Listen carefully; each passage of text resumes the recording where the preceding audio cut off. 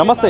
Neat పరీక్ష వీక్షణలో భారీ స్థాయిలో అవకతవకలు జరిగాయని దేశవ్యాప్తంగా చర్చ జరుగుతుంది. ఇటు విద్యార్థుల నుండి అలాగే మేధావుల నుండి రాజకీయ పార్టీ నుండి కూడా పెద్ద ఎత్తున విమర్శలు అయితే వస్తున్నాయి. ఇదే అంశంపై మాట్లాడదాం. ఏఎస్ఎఫ్ మాత్రం ఇక్కడ హిమాయత్ నగర్లోని వైజంక్షన్ దగ్గర ధర్నా నిర్వహిస్తుంది. ప్రధానంగా మీకున్న అభ్యంతరం ఏంటి నీట్ పరీక్షల విషయంలో? మే 5వ తేదీన నేషనల్ టెస్టింగ్ ఏజెన్సీ ఆధ్వర్యంలో దేశవ్యాప్తంగా నీట్ పరీక్ష నిర్వహించారు. ఈ నీట్ పరీక్షకు దేశవ్యాప్తంగా 24 లక్షల మంది విద్యార్థులు హాజరయ్యారు. ఈ నీట్ పరీక్ష ఫలితాలను ఎన్నికల ఫలితాల ముందు హడావుడిగా జూన్ 3వ తేదీన మోడీ ప్రభుత్వం ప్రకటించింది. వాస్తవంగా జూన్ 14వ తేదీన ఈ యొక్క నీట్ పరీక్ష ఫలితాలు రావాలి. కానీ ఎన్నికల ముందు హడావుడిగా ప్రకటించడం అంటే దేశవ్యాప్తంగా అనేక వేలాది లక్షలాది మంది విద్యార్థులకు అనుమానం కలుగుతా ఉంది.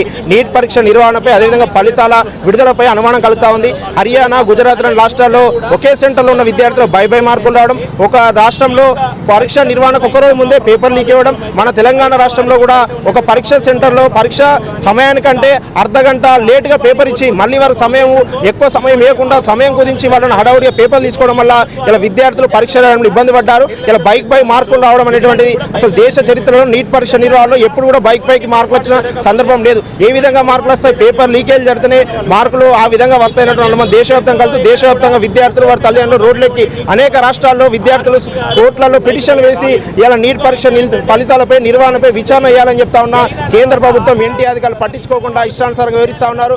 ఇలా రాష్ట్రాల స్వయం ప్రతిపత్తిని దెబ్బతీసే విధంగా ఈ నీట్ పరీక్ష ఉంటుందని చెప్పి ఒక సంవత్సరం కాలం నుంచి దక్షిణాది రాష్ట్రాల ముఖ్యమంత్రులు చెన్నైలో భారీ ఎత్తున ఉద్యమం చేయడం జరిగింది. అయినా మోడీ ప్రభుత్వం పట్టించుకోదు. ఇలా నీట్ పరీక్ష వల్ల 24 లక్షల మంది విద్యార్థుల జీవితాలు ఇలా చిన్న భిన్నమై రోడ్డెక్కిన పరిస్థితులు ఉంటే ఇలా ప్రభుత్వాలు పట్టించుకోకుండా ఎన్టీఏ డైరెక్టర్ను బర్తరఫ్ చేయకుండా ఇలా విద్యార్థులకు న్యాయం చేయకుండా మోడీ ప్రభుత్వం కూడా వారి పట్ల కక్షపూరితంగా వివరిస్తుంది.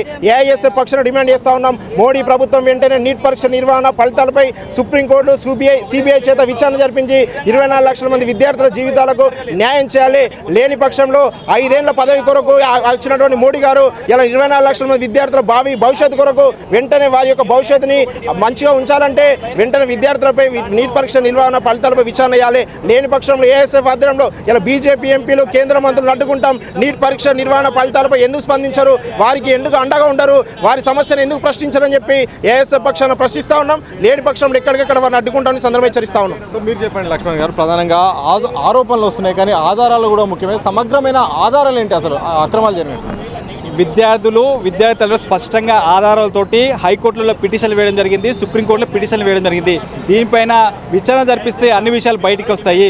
ప్రధానంగా మీ పేపర్ లీకేజ్ పైన ఏఐఎస్ఎఫ్ డిమాండ్ చేసేదంటే కేంద్ర ప్రభుత్వాన్ని సిబిఐ చేత విచారణ జరిపించమనండి.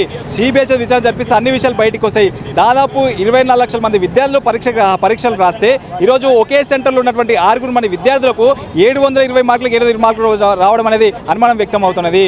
అంటే ఈరోజు కొన్ని సెంటర్లలో పరీక్ష గడువు అయిపోయినా కూడా కనీసం ఒక అర్ధగంట గంట సేపు పరీక్ష గడువు అయిపోయినా కూడా అర్ధగంట గంట తర్వాత లేట్ బయటకు పంపించడం జరిగింది. అంటే దీనిపైన అనేక అనుమానాలు వ్యక్తం చేస్తున్నాయి. అంటే పరీక్ష జరగకుండా ముందు పరీక్ష జరిగిన తదనంతరం విద్యార్థులు అనేక అనుమానాలు వ్యక్తం చేస్తున్నా కూడా ఎందుకు నేషనల్ టెస్టింగ్ ఏజెన్సీ వాళ్ళ యొక్క లేవనైతే అనుమానాలకు ఎందుకు నివృత్తి చేయలేకపోయింది?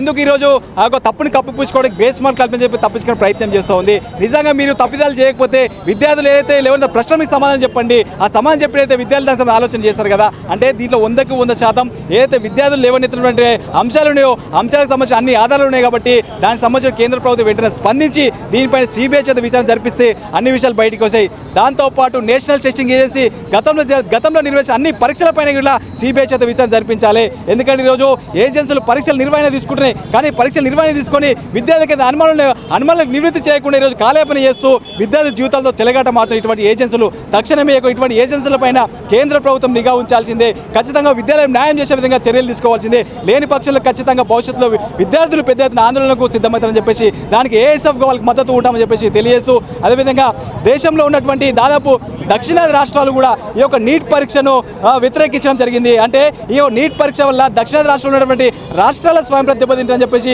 అనేక సార్లు కేంద్ర ప్రభుత్వం దృష్టికి తీసుకుపోయినా కూడా కనీసం దక్షిణాది రాష్ట్రంలో ఉన్న ముఖ్యమంత్రుల మాట వినకుండా ఈరోజు కేంద్ర ప్రభుత్వం ఒంటెది పోకుతో నీట్ పరీక్ష నిర్వహించి ఈరోజు 24 లక్షల మంది విద్యార్థుల జీవితాలతో చెలగాటమాడింది.